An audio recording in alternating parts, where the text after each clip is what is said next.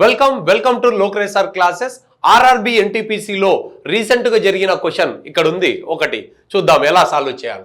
A train travelling at 60 km/h crosses another train coming from opposite direction at 84 km/h in 30 seconds. What is the combined length?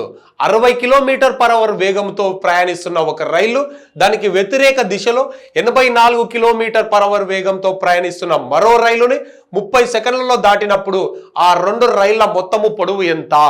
ఎప్పుడైతే రెండు రైళ్లు వ్యతిరేక దిశలో వస్తే రెండు వేగాల మొత్తము చేయాలి, అదేవిధంగా పొడవుల మొత్తం అవుతుంది.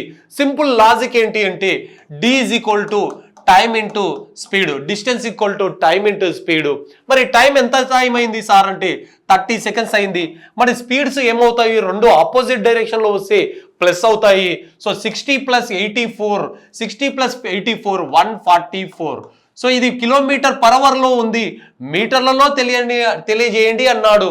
సో కన్వర్ట్ ఇంటూ మీటర్/సెకండ్ అంటే 5/18 చేస్తాం. 5/18 చేస్తాం. 18 1s 18, 18 8s 144.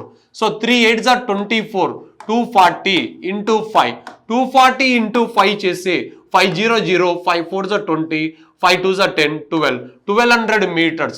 అంటే train 1 length plus train 2 length total 1200 meters వస్తుంది. So answer C is the correct answer అవుతుంది. Right, thank you.